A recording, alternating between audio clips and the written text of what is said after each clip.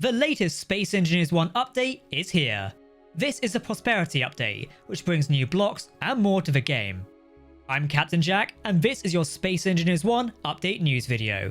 Make sure to hit that subscribe button to stay up to date with the game's development. In this video, like usual, we'll go over all the new blocks and features. We'll talk about the free in-game content for this update, and then we'll talk about the paid DLC content. But stick around, as towards the end of this video, we'll be discussing some developer changes, which could impact how we see Space Engineers 1 and 2 in the future, but also the next big update for the game. As always, do let me know what you think of this Space Engineers update and the paid DLC in the video comments below. Okay, let's see what we've got. Just a quick one before we get to the actual game content. I miss chatting with you all on the release live streams for Space Engineers. My Captain Jack YouTube account is still blocked from the official Space Engineers YouTube channel. You can see me on Twitch, by the way, but it does mean I can't comment or take part in the live stream chats. I'd really like to get that changed and be a part of the community. If you agree, I'd appreciate your support in helping make that happen. Thanks, and let's get into today's video. Oh, also, while watching the update live stream, I have one important question. Does anybody know where Zocli is? Like, seriously. Okay, our first brand new block is the Prototech O2H2 generator. Space Engineers have added this new Prototech oxygen and hydrogen generator. The block is actually very cool, and it does have a unique animation. Sadly, as is the case with a lot of Prototech blocks, there does not appear to be any custom sounds. There are a few connection points, so you can use them how you wish. Will you be using this on your grid? I might do. Something new for this update is the battery bank. You may have seen this in the social media teasers. If you've wished for a half-block battery, then good news, you've got your wish. Looking at this block, I have to hand it to the art team, because the quality of the design is fantastic, especially compared to the boring vanilla battery. The block comes in both large grid and small grid versions. There is no control panel on the small block, so do keep that in mind. As these battery banks are half the size, you might not be surprised to find out they are half the power storage of a full battery block. However, on the small grid, the power storage is the same as both a normal battery and a battery bank on small grids. Yes, this is essentially a half block battery. Yeah, you can't pull out the power cells or anything, so sadly that's not the case. I was hoping it might be, but looks like that's not a thing. Okay, moving on to structural blocks. One of the latest updates for the game gave us structural blocks, so actually really cool. The Prosperity update adds some brand new blocks to this collection, or rather, one brand new block. The new addition is the Structural Platform Conveyor, which does what it says on the tin. You can use this in addition to the other blocks to route pipes and things around your base, ship, or more. This is free, so everyone gets access to it. Load up today and you've got it. You have conveyor access on all four sides and on the bottom. It is basically the same as a connector variant, just without the connector and the internal storage. In the base game, we have the short stairs blocks. This is also free. This is a compact version of the original stairs block for Space Engineers we've had for probably over a decade now. There's also the passage frame block. I actually really like both of these being added to the base game, and yeah, I can't wait to see how we use them. The developers have also added new items to existing DLC packs.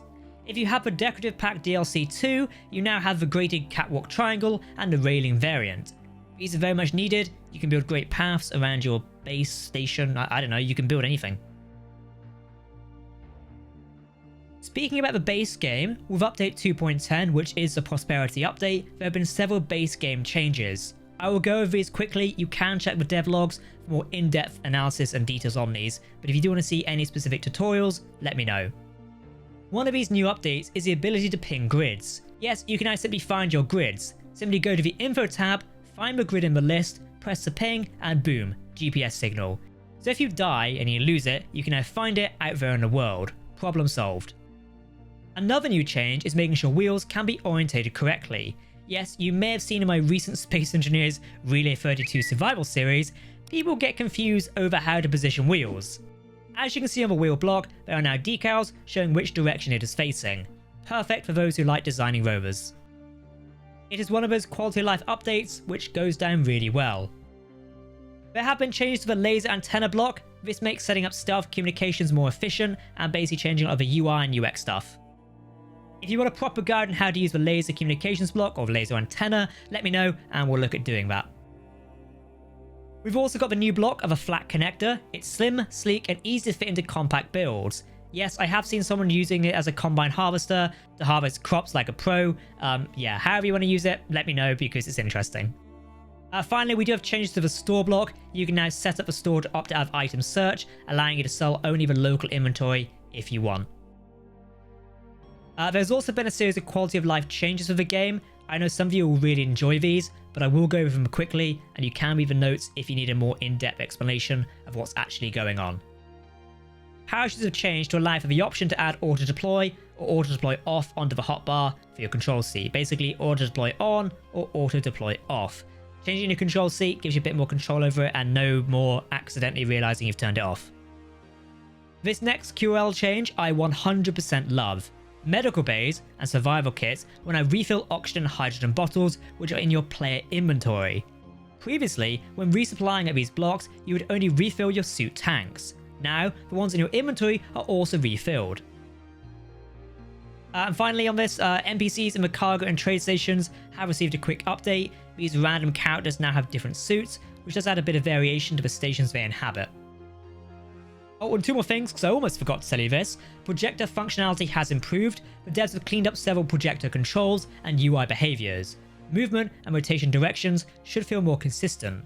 Sliders should behave more predictably, and projector settings that were previously locked at various stages can now be manipulated at any time. Then we've got a modernized space respawn ship. Yep, the respawn ship has been modernized and rebuilt with survival in mind. Important systems are now easier to see at glance, so new and returning engineers can better understand what the ship has, what it needs, and how to keep it flying. It should serve as a better starting point, giving you exactly what you need to start your adventure out in the void. Finally, before we get to the DLC content, we have a new Factorum Encounter. New rumours are spreading through the void. Strange signals and valuable Prototech are waiting for any engineer bold enough to go after it.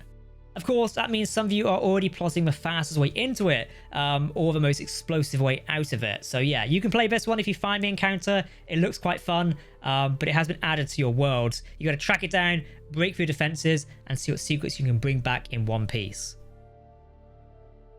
Let's talk about the DLC content. The paid DLC of the Prosperity Pack adds over 50 new blocks. Obviously, these are block variations. I do think it's a bit weird saying 50 new blocks. I get they are new blocks, but yeah, you know what I mean. It's not actually 50. Alright, as part of a DLC pack, we have a new open cockpit. I think people have been asking for something like this for years now. Well, we finally have it. Honestly, it does remind me of the Star Citizen cockpits you find in the RSI starships. You know, you can walk up from the hatch and just sit in the seat. There's both an open version and an enclosed version, and they're both a small grid and large grid. I was thinking the large grid one would be really useful for like gun turrets and such. If anyone builds one of those, please let me know.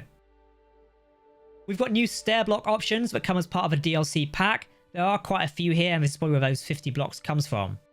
We've got solid stairs in full block, thin block, and half block. They function like the base game stairs, but simply with this new sci-fi aesthetic style. These are essentially skins of stairs we already have. However, the half block stairs are actually really good.